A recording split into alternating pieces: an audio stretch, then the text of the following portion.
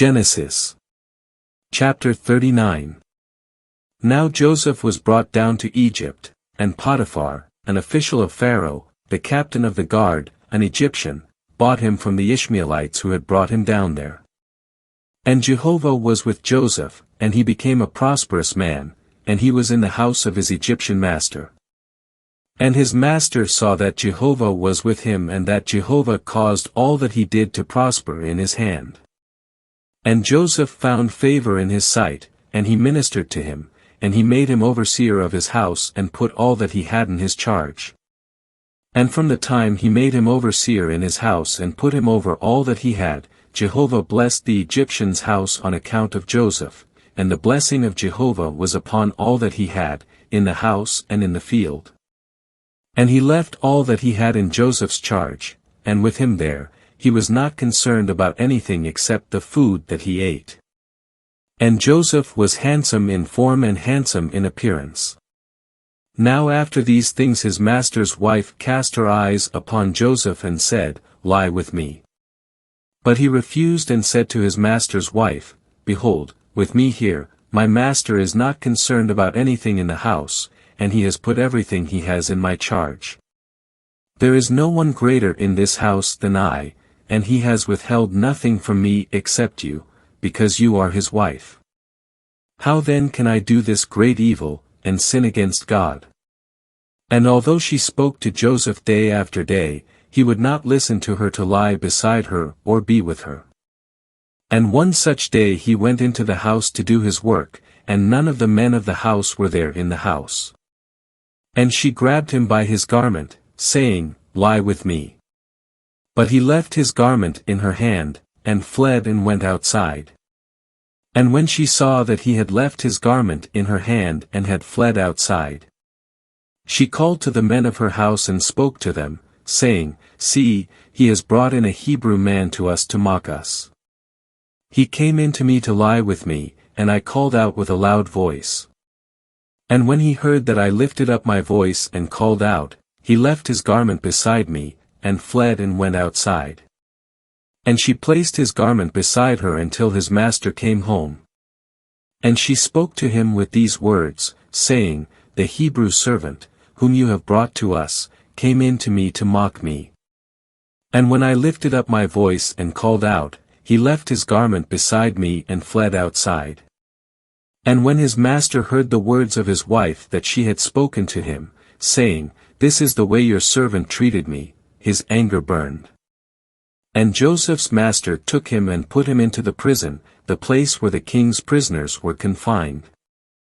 But while he was there in the prison, Jehovah was with Joseph, and he extended kindness to him and gave him favor in the sight of the chief jailer.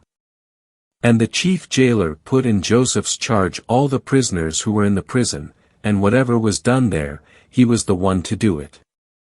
The chief jailer did not supervise anything that was in his charge, because Jehovah was with him, and whatever he did, Jehovah caused it to prosper. Genesis. Chapter 40. And after these things, the cupbearer and the baker of the king of Egypt offended their lord, the king of Egypt. And Pharaoh was angry with his two officials, the chief of the cupbearers and the chief of the bakers.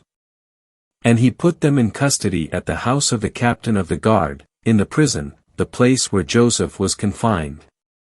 And the captain of the guard put Joseph in charge of them, and he ministered to them, and they were in custody for some time.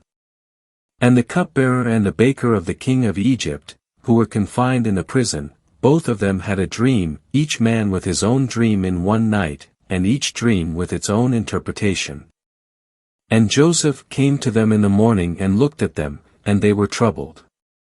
And he asked Pharaoh's officials, who were with him in custody in his master's house, saying, "Why are your faces so sad today?" And they said to him, "We have had a dream, and there is no one to interpret it." And Joseph said to them, "Do not interpretations belong to God? Please tell it to me." And the chief of the cupbearers told his dream to Joseph and said to him, "In my dream there was a vine before me.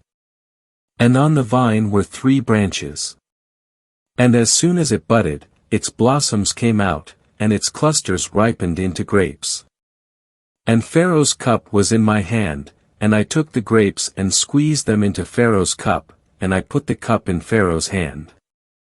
And Joseph said to him, This is its interpretation, the 3 branches are 3 days. Within 3 more days Pharaoh will lift up your head and restore you to your office, and you will put Pharaoh's cup into his hand according to your former custom when you were his cupbearer. But remember my being with you when it is well with you, and please do me a kindness and make mention of me to Pharaoh and so have me brought out of this house. For I was actually kidnapped out of the land of the Hebrews, and here also I have not done anything that they should put me into the dungeon.